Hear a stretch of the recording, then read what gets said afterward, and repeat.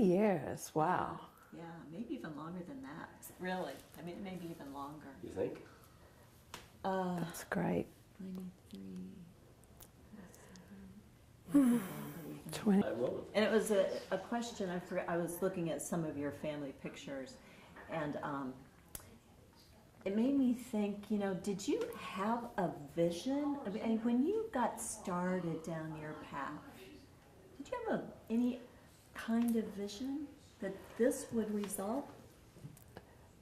And this being which part of my life? Well, take any piece of it you like. You know, the one thing that being an old woman now that I have begun to trust is that I really do have a vision of where I need to go and what I need to do. Someone once was congratulating me basically, you know, on my company, and I'm like, I don't really run this company. I said, I don't know how to say this, but it's as if, you know, angels whisper in my ear, and I happen to listen. And I do things about 10 years, usually before anyone else is trying it. And some of the really giants in my industry, the in-home healthcare industry, have called me bleeding edge. They like to get in behind me because I take all the hard knocks, and then they can swing in at the last second. And I said, well, you better be careful, you're going to slip on my blood and fall on your face. But anyway, so I do have a vision. And my people, who I'm so honored to work with, will say, you know, you're a visionary. Now, you couldn't get from where we are today to that vision without us, we know that. And it's a great partnership. Because I'm not, I'll say, y'all tell me how we're going to get over there and get that accomplished. As far as you said you were kind of looking around, when Jeep and I put our families together 23 years ago, nearly 24, I saw this house and it was falling down. But I walked in, I had the key, I said I want to do it by myself, and the realtor was kind enough to give me the key. And it looked like a Stephen King cover of a novel. Rather scary. It happened to be almost sunset dark. Couldn't have been spookier. And I fell through the first couple of steps coming up. And I got into this wonderful shotgun hall in this 1847 house, and I just knew what it could look like, and I knew that it was solid, and that yes, those front porch steps and other boards probably would have to go, but the original 1847 house, it turns out, once they demoed off that porch, which had been added, there is not a nail in it, and it was pristine. They say it's a wonderful example of mortise tenon construction, and I just sort of knew that it was all right. Of course, when he arrived, he wasn't so thrilled. He didn't quite see it, but to his credit, my husband trusted my judgment. So That's amazing. And so, I wish I could, you know, be talking back to you, but just I like, wish you could too. I You can. know. You can. I can? We'll dodge around it. Sure, absolutely. Okay. You want to just put a mic on you and you'll be... So I read as we were driving up the driveway, I said, Craig, I don't have a bio or anything. And so he said, well, I know you sent me one. Or, I mean, I know I sent you one. I said, no, I didn't get it. So he's on his phone. He said, yeah, right here it is. So anyway, I'm real quick trying to read your bio. And I think I remember you grew up in Savannah? Is I that did. I was born and raised here. Okay. So that, again, that's so obvious in here. You're like a river girl.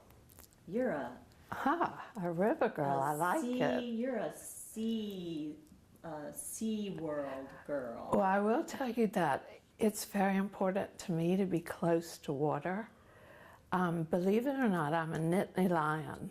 I'm a graduate of Penn State for graduate school, and I lived in the most beautiful mountain country. You know, it's Amish country for several years, and I just one day had to get back to the water. Just could not be away from the water anymore. And I think at that point I had been in Pittsburgh and then State College, Pennsylvania, for about 8, 9 years. But it was like, it's over. Did you miss the smell? You know, used to drive home, and because I had young children at the time, they would sleep long before you had to keep them all strapped in like today. But anyway, they would sleep, and so it would be one of those all-night driving trips, and we would roll down the windows when we got to a certain point and begin to smell the salt air. And I was home. It was beautiful. So I am a river girl, you're right. Mm-hmm. So, that's a terrible question, but tell me your story. You know, I've never thought it was that interesting. I went to graduate school in Pennsylvania and kind of did this double focus of healthcare administration, but also a clinical focus, and I became a master's prepared clinical specialist nurse practitioner.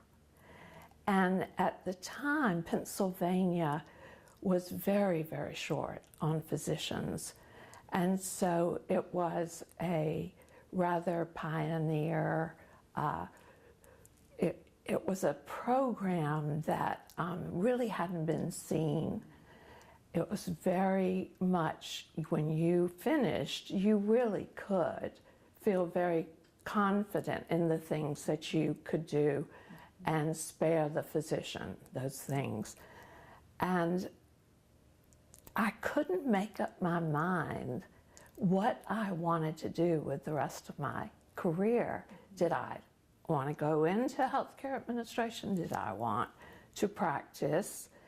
And so it was interesting. I got back to Savannah. Remember, I had to be by the water again, and I was offered, because now I hit town, I'm a master's prepared clinical specialty. They hadn't seen a nurse practitioner like me ever, and I think I did blaze some trails there. But I was also offered a rather large administrative role with one of our hospital systems. And it was kind of the moment of truth, what am I going to do?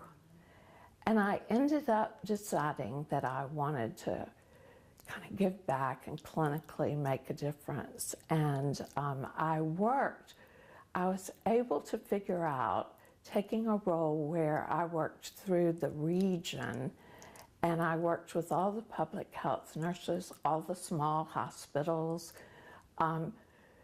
We were still, back then, I hate to even tell you how old I am, but back then we were still resuscitating little babies in the delivery room with rather barbaric means, you know, cold water things. And anyway, I began to be able to make a difference, I hoped, in our very high infant mortality, morbidity rate by teaching all of these people everything that I had learned.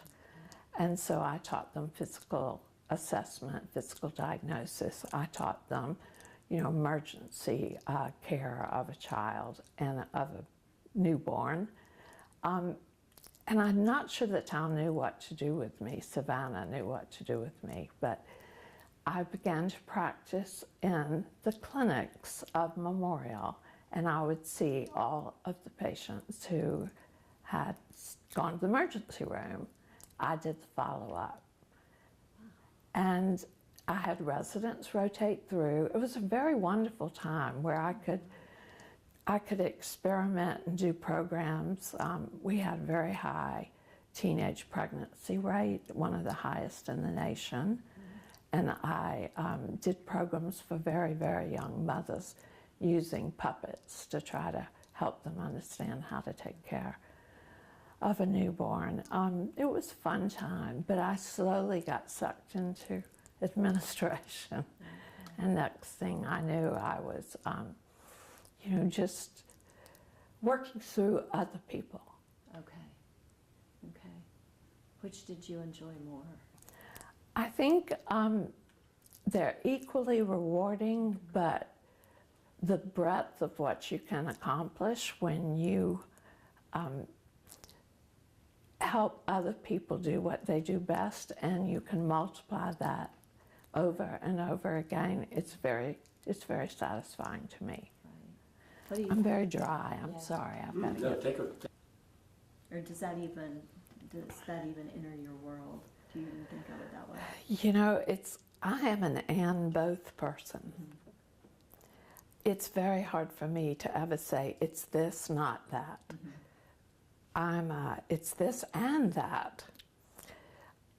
But, if I have to answer, I would probably say the family that I built with my husband. It's very large. We put our families together, and there were suddenly 5 children. And at this point, we have 10 grandchildren. But it is an amazing experience to have all those wonderful young people and all those babies. And I'm Mamie because I said I was too young, to be a grandmother. So the first one I decided I'll name myself, and I'm your Auntie Mame. So I was going to be Mame. And she showed me, I think one of her first words was Mamie. And so I became Mamie. And then my husband became, interestingly, I nicknamed him Jeep. We had so many Jeffs in our house that if you said Jeff, about 6 people came running. So I said, we have to nickname you something else. And right then his pager would go off. He's a cardiologist and is always going to an emergency. And I said, you beep all the time. I'm going to name you Jeep. But then this same first grandchild decided she was going to call him Papa Beep. And at that time, I had not told anyone exactly why I called him Jeep. That's funny. I know That's that great. we will edit this out. Oh, yeah. But a very funny Christmas. First married, everyone over, we're opening presents. And that year, Jeep, the car dealer, did this campaign. And the tagline was Jeep, go anywhere, do anything. Oh, that's perfect. So I bought everything I could find that said Jeep, go anywhere, do everything. We had a little wristwatch, we had a beach radio, beach towels, you name it, right? And so Jeep is opening this paraphernalia, and he gets to the watch and he's like, oh, hot dog. He's rather famous for saying hot dog. Hot dog, look at this, a watch. And my very witty son, Matthew, said, it's a shame, Jeep, that she didn't name you Rolex. And Jeep goes, no, it's a shame she didn't name me Ferrari. But everyone calls him Jeep. Really? Even his partners, Really? everybody now. So you started it all. Yeah, he's Jeep. That's great. How did you all meet? We knew each other because we both worked, at the hospital system. But I frankly just thought he was an ill-tempered physician who could be friendlier. No, very seriously. We then met one time do you remember the First City Club? It was down right by Christchurch in that old hotel building. But anyway, and I didn't want to go out with girlfriends because I said, I don't do this kind of scene. And actually, I got there because they were so convincing, but I immediately ran the ladies' room. And then I decided I couldn't stay in there all night, and I came out with a tear and ran into him as he came out of the men's room. So that's how we met. It was love ever, love story ever since. Isn't that amazing? Yes, is very amazing. romantic. That is very romantic. He did ask me to stay for dinner, and I said, I can't accept that kind of an invitation from you because you're asking on the same day as the date, and my mother never allowed that. If a gentleman asked you out, you had to have been asked out at least 2 days before. Otherwise, you were just a last-minute substitute for some date that had fallen through, you see. So I explained all this to him, and he said, well, if I had really known you, I would have called you 2 days ago. So we did end up having dinner, and he asked me would I like to go dancing after dinner. And I literally am like, what? I haven't danced in 15 years. And it was the most wonderful, fun evening. And the first time I danced with him, I thought, I've been dancing with him my whole life. It was a little scary. So literally, we kind of did fall in love. You really did. Dancing. Oh, now that's a great story. That's a great story. And it makes me laugh too because I think all of our mothers told us exactly the same thing. Don't be last You had minute. those rules Oh, too. absolutely. Are you kidding?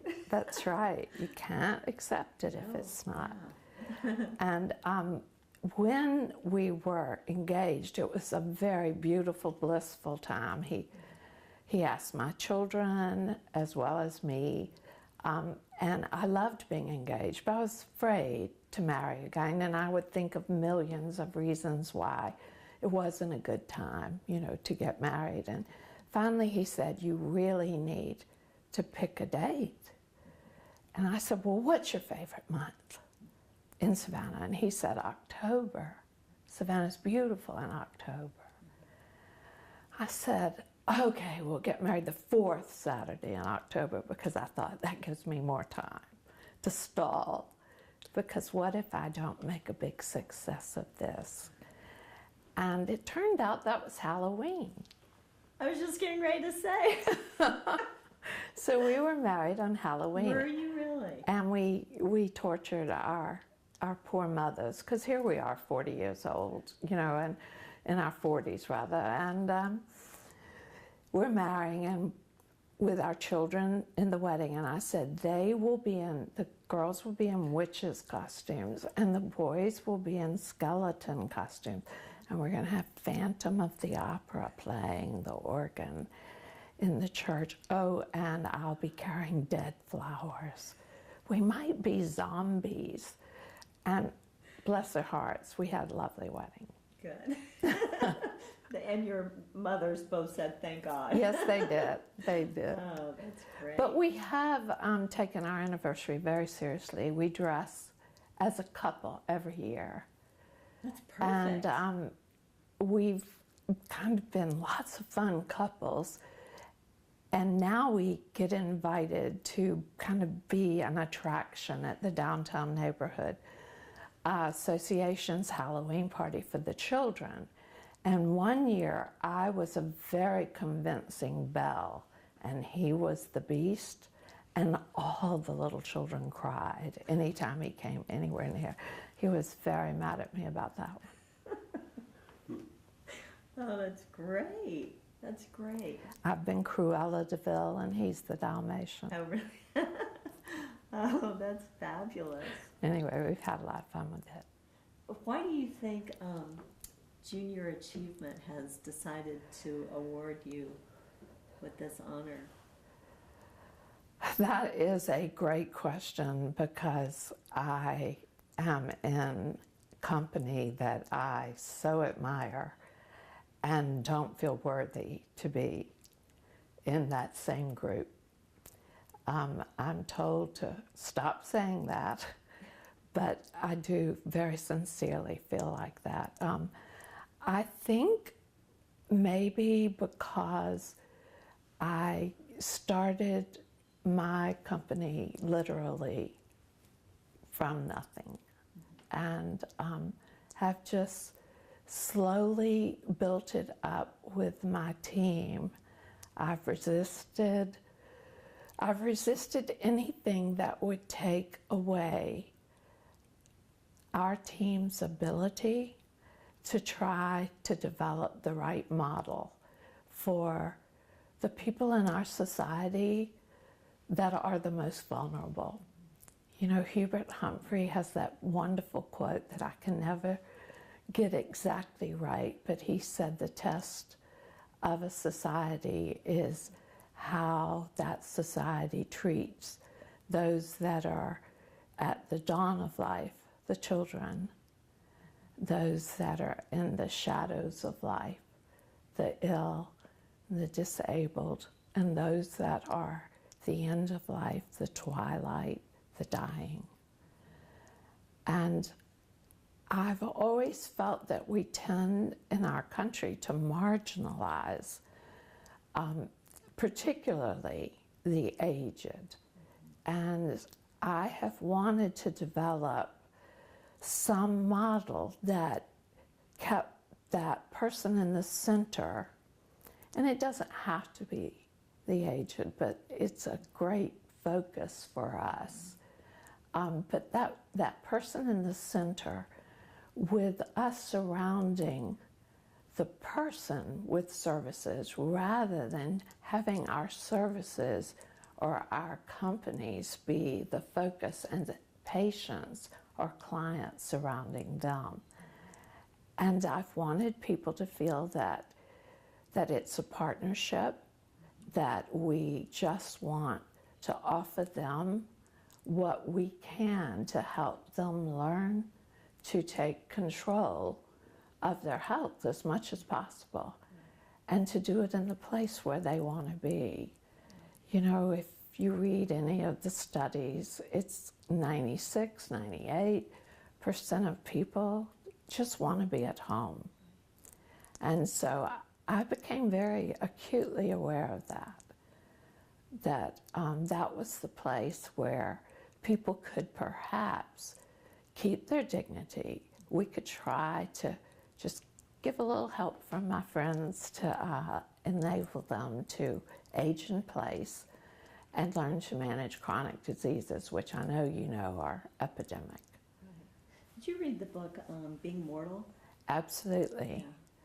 Yeah. I mean, Atul Gawande is Yes. just Amazing. one of my all-time favorite medical philosophers, and he has had an enormous influence on healthcare and on me in particular in two aspects. One, I don't know that you're familiar with his book that talks about evidence-based practices are nothing more than the checklist that a pilot uses before a pilot would dare to take off. Yet sometimes in healthcare, everybody's kind of doing it their own way. And he feels that medicine has been filled with Lone Rangers, or healthcare has been filled with Lone Rangers, kind of all very capable, all doing their thing though their way. And now the metaphor is more like a pit crew at a race. You know, the car comes in and you've got to fix whatever's wrong really fast, and everyone has a role and they all have to work together in the right way. But before him, I was very influenced since the 80s by Dr. Edwards Deming, who, you know, MacArthur took over to Japan after World War II to help rebuild Japanese industry. And he was an MIT statistician who studied processes. And prior to his intervention, made in Japan did not mean high quality. And after his intervention, Japan began to lead all countries in electronics, auto industry, lots of different facets of the economy. And the US woke up in the 80s and said, why aren't we doing all of this? So I began to study him and his theory that if you focus on quality, you never think about the bottom line. It just happens. Also, that there is a level of acceptable variation in a process, but you don't want to go out that very safe level of acceptable variation. And the only way to do that is the way you pay attention to handoffs. So whoever's making the car, when it's time to put the door on, it goes to another team. The team that had the car before then really has to communicate very beautifully with the next team. And healthcare is very much like that. Absolutely. That's brilliant. That's brilliant. One thing that just, we had to pay attention to those most important things. What is happening, raise the money you need to have. We built the THA group on what in business is called either the value proposition or the value equation, but all of that arose out of Deming and total quality management. And the value equation, as we decided to define it, and I did have a little help with this because before, or really at the same time that I was creating the actual services part of our company, I had also been asked to partner with the Atlanta Consulting Group and create a healthcare practice. And so I was president, CEO of the healthcare practice, and the Atlanta Consulting Group niched in a very unique area, value analysis. And so the study of value, and not value as the provider of a service perceives it, but value as the consumer of a service or a product perceives it. And the closer you can get inside the head of that consumer or that customer and get close to that ideal that the customer holds, the more successful you'll be. And so we defined in the healthcare practice, we defined quality as a combination of what are the outcomes, the clinical outcomes that are occurring, and what is the image that the customer has of you. Do they trust you? Do they think that you really know about the technology that you should be using? Things like that. And also, it has to do with studying customer behavior, not just customer satisfaction, because everybody wants to tell you what you want to hear, but more what is termed customer loyalty, whether that customer chooses your company over another, or your product or your service over another every time. So the metrics that go with all of those things, we had to judge ourselves on all the time. So again, are our outcomes good? What are our customers thinking about when they think of us? And then really, what do they do? What are their actions? That had to be fascinating. And then, though, that's just the numerator of this equation.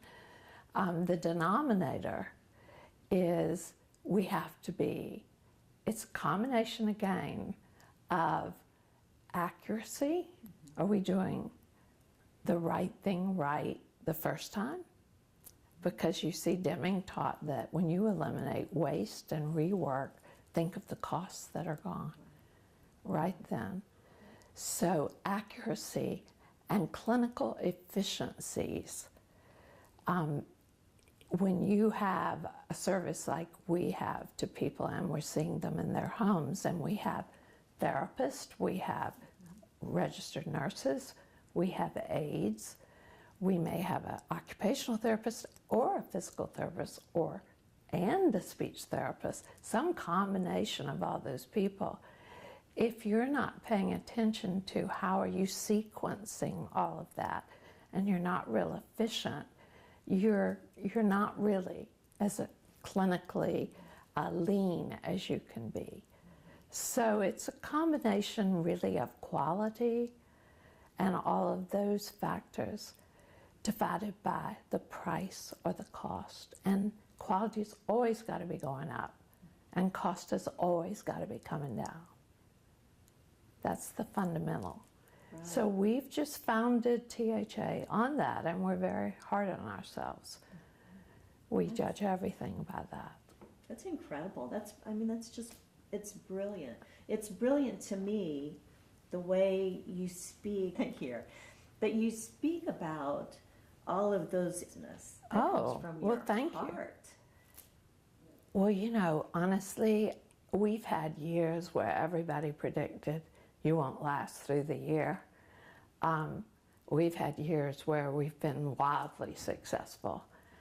I think you have to be the same. You know, it's just kind of as long as you are true to the principles you believe in. And I feel in this country, we don't have the right healthcare model. It must be horrible living with me. I'm married to a cardiologist, and he'll be just mentioning he's got to go do this for this person in the hospital. I'm like, why is that person in the hospital? That doesn't need to be in the hospital. The technology exists for that to be in the home. And it would be so cheap compared to what it's going to cost. I so believe in hospitals and the great care that they provide, but we need to get clear on what should be there and then what doesn't need to be there. You know, and I think that that's a lot of healthcare reform that we're all focusing on. Do you think we're getting close? You think we'll get there? You know, I would like to think we are. I was quite flattered to be asked by a very large medical device company to participate in one of the Medicare centers, what they call innovation projects. And this one is a new way of looking at managing healthcare. And it basically has the participant take charge of 90 days of care, the way we're doing our model.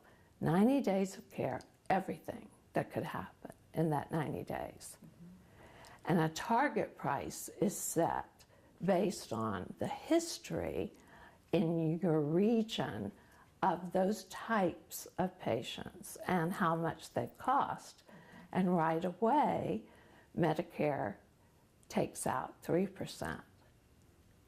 And if you meet the target price, then you're okay. If you're way below it, they give you that money. If you are over it, you give them that money. So it is quite risky. It's very interesting to watch how it changes the behavior of all of the players in the 90 days because the incentives are all aligned for everyone. That's fascinating. So the Harvard Business School is doing a collective impact and how you actually fund nonprofit work to achieve the goals you're seeking for populations, but in partnership with and institutions to, kind of broaden the thought of possibility. Right. And it breaks down Fascinating. silos. Absolutely. And we've all Absolutely. been in our silos, and it's very interesting. During this project, I've worked on partnering, particularly with the physician who's the captain of the ship. I've worked on partnering with physicians for 21 years. And suddenly, because now everybody is incented alike, it's been so much easier, because before I was just trouble. Every time one of my nurses called and interrupted the physician's day with a problem, the physician had to take time and deal with it, but wasn't in any way compensated, and in fact would particularly for that day lose productivity. And now it's like we're all co-coordinating care and learning how to download so that you never have a physician do something a nurse practitioner could do, or a nurse practitioner do anything that a registered nurse can do, et cetera, et cetera. Our company, we have health coaches who are lay people, but they are taught and certified in how one does motivational interviewing, engages that client or patient, and then helps that person set their goals and achieve them. And we've been using technology where we remotely monitor our patients for 16 years. We probably were the first, we were the number 2 company in the nation to do it, but we definitely were the first in our part of the world. And so we've learned a lot about waste and rework, that with very accurate data coming in to a center from the patient monitoring systems, which are hospital grade monitoring like you would have in a critical care unit or cardiology unit, that kind of thing, along with those interactions the health coach has that get escalated to an RN if there's any problem. It's a better model. It produces someone who will call us early. We can intervene and keep them from having to go to the emergency room or to be admitted to the hospital. And we've sort of become a little famous because we were able to do that. A little famous, I love that. And well, I'm a little active nationally with the National Association of Home Care and Hospice, and I'm on their board, and just known for telehealth because I've been doing it so long and have a Lifetime Achievement Award from Honeywell for it.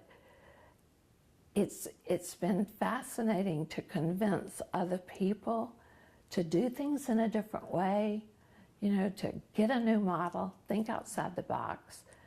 But we are, you asked me, are we getting there? We're slowly changing things, but I'm not sure that our leadership of the country always totally understand healthcare. It's very complex. It is very, well, life is very complex. I could talk to you about this. 16 of the years that I've had my own company, I go to Washington maybe 2 or 3 times a quarter, and I sit with senators and congressmen and women, and I tell them the story. I tell them how I was in hospitals and that I helped a hospital diversify and kind of control the revolving door of the hospital so that, there were ambulances, air and ground, to bring people in. There was home care to send people out. But one day, I really kind of saw it. I saw that people really are in hospitals who don't need to be there, and we need to be developing this whole sector. And probably I've devoted so much time and money to trying to convince leadership of the nation the value, can show that in the first 3 years of our practice of telehealth, we went from doing 20 in-home visits per 60-day period of time to doing 12, but we cut rehospitalization from 38% to something like 17%. So, value equation. Absolutely. The outcomes improved and the costs came down. I was able to expand, if you will, without having to hire more nurses, because with technology, one can target and not guess when one needs to go. And we've been guessing probably in our country for a long time. And so it's a much more efficient model. So I hope in my small way that, you know, I've helped change attitudes about things like that, both among my colleagues and among leadership in the nation. Do you ever think about the number of lives you've touched, number of people you've impacted? I think it's the lives the people have touched that I'm so honored to work with. And I tell them I'm just a paving contractor. I make sure the roads they need to ride down are very smooth and they can get there. But I don't want them there if they don't need to be there. I don't want them guessing. So they've got to use technology.